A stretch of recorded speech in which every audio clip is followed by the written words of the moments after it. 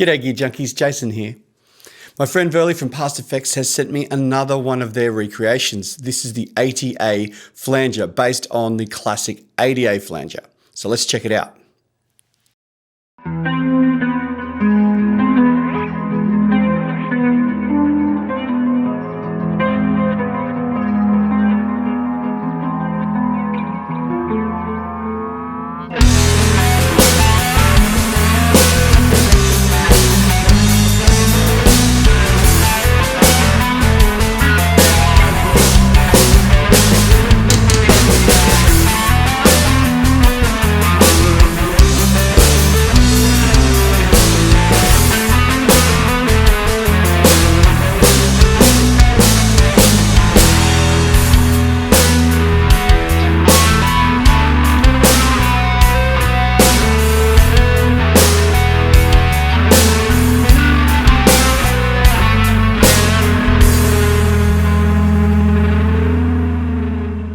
Here's my clean tone. I'm playing my Ibanez S series from the 90s, which was recently given to me, and I'm playing through my Fender Deluxe Reverb.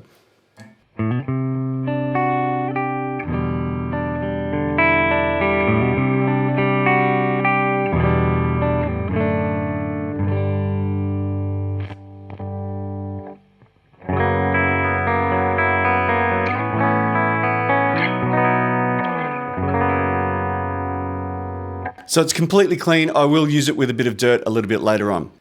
So I've got the PastFx 80A flanger here, which is based on the 80A flanger. I've got all knobs set at noon because apparently that's what you do on a pedal demo.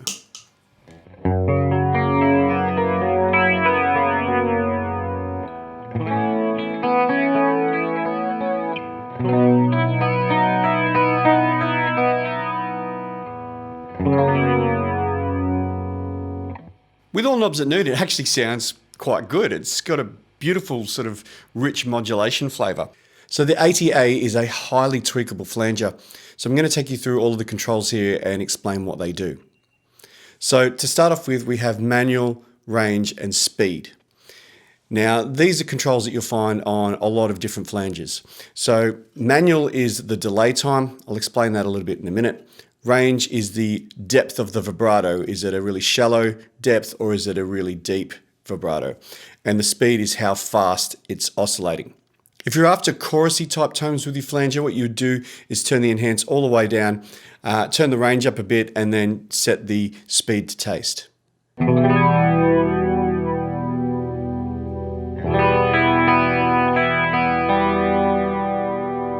So with the enhance or feedback all the way down, it really sounds more like a chorus. And if I turn that range up and detune it even more, it's going to sound even more like a chorus.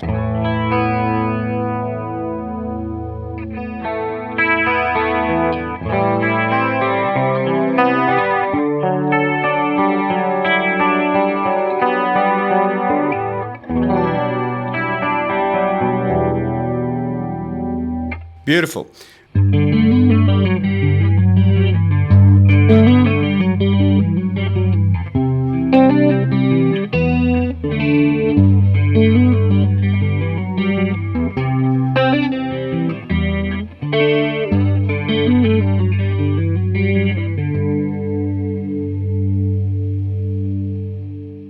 If you're after that filter matrix type sound, what you do is you would turn the range down, creating a really shallow vibrato, and then sweep through using the manual control to find the sort of resonant frequency. You can also plug an expression pedal into the control jack here and sweep through with your foot as well. You can use this as a sweeping effect, or you can use it to sort of pinpoint like a parked wah, cocked wah type thing where you're pinpointing a particular frequency. This gets even more accentuated when you start to wind in the enhance.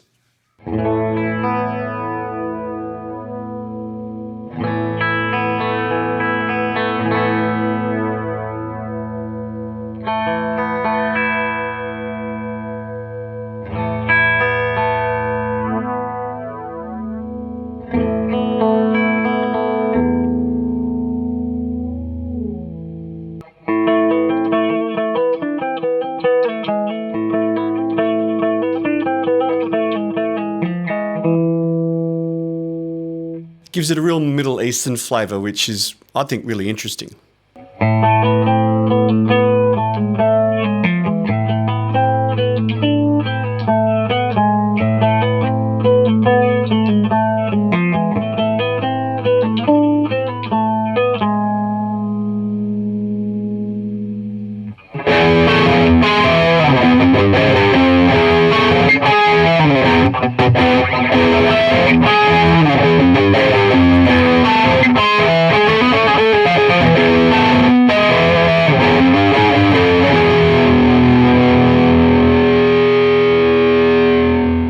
Now, if I plug an expression pedal into the control jack here, I can now control the manual with my foot. And this is going to sweep through a lot of really metallic frequencies.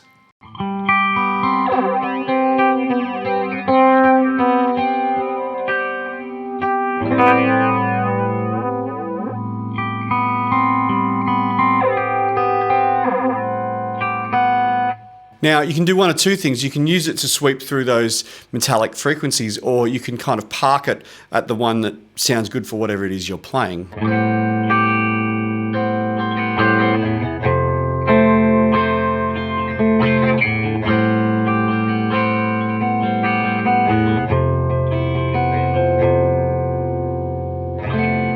So you can get that kind of almost, it's like a parked wah, but it sounds very, very metallic.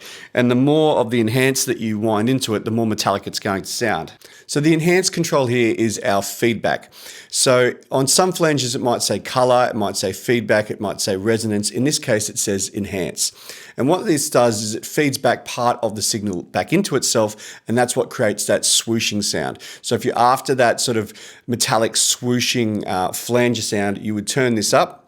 And be wary, once you start to get it right up there, it will self-oscillate.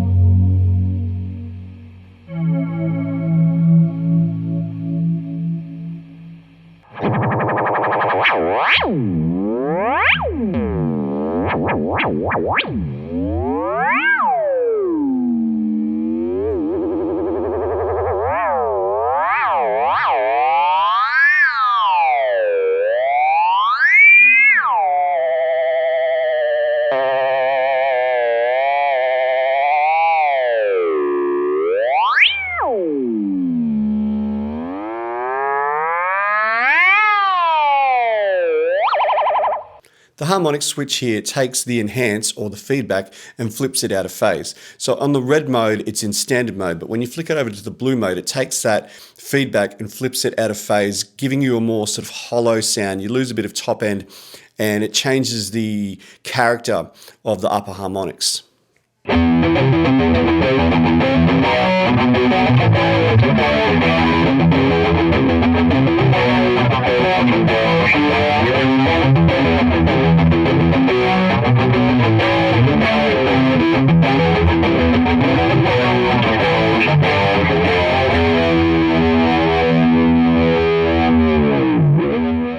Over here is the level control, which is self-explanatory. It just allows you to attenuate your volume to taste.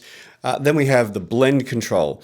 So when it's all the way up, it's pretty much in standard mode. We have the split of modulated and dry signal. But as you start to wind it back, you start to lose the strength of that modulated signal, and it allows you to dial in sort of more tasteful amounts of the effect. So if you don't want it to take over your sound, what you would do is roll back that blend control and get it to a place where it's sitting nicely in your mix.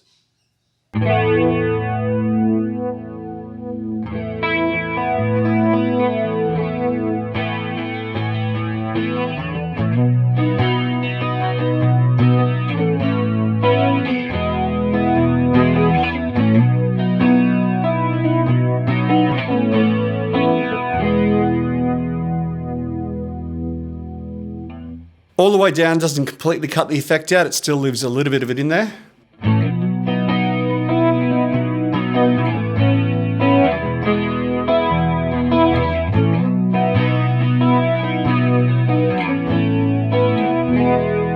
I love that, that sounds really musical. Lastly, we have possibly the coolest aspect about this effect. Now this is something that the original had, which is the threshold control. And it acts kind of like a filter envelope. Now, what it does is when you turn it all the way up, it has no effect. Once you start to turn it down, when your flanger volume gets below a certain threshold, it cuts out. So you can play a chord and bloom it out with all this beautiful flanging, and then as it starts to drop down, the flanger will cut out and it will just go back to your dry signal. So there are so many really cool possibilities using that threshold effect.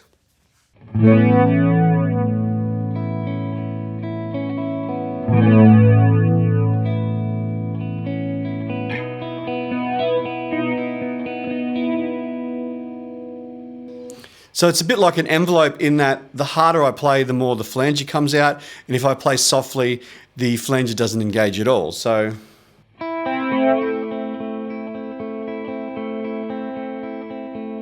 no flanger, but when I dig in, and then it cuts out again. So if I set that about halfway,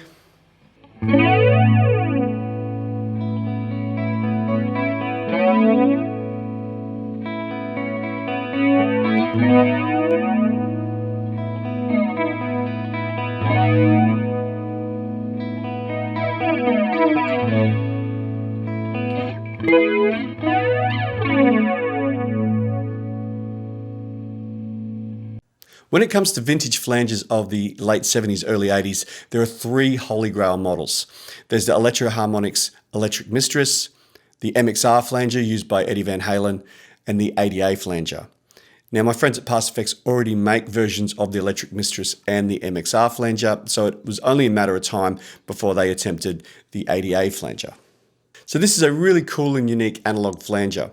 It runs off 18 volts and it uses an obsolete high voltage 512 stage Bucket Brigade device, which is very hard to find, which means that these are only made in limited quantities. So I'd like to send a big thanks out to Verley for sending this out. PastFx have been the biggest supporter of my channel, sending me out gear to demo, but also sending me vintage gear to add into my other videos as well. So thank you so much for that. And if you want more information on the ATA flanger, I've left a link in the description to the PastFx website. So if you enjoyed this video, please give it a like. And if you haven't already, please subscribe. You can support this channel by going to the Middle Age Gear Junkie store and buying some merchandise. I've left links in the description. And there's also a link to the Middle Age Gear Junkie Facebook page. You're welcome to join. Other than that, my name is Jason. Have a great day.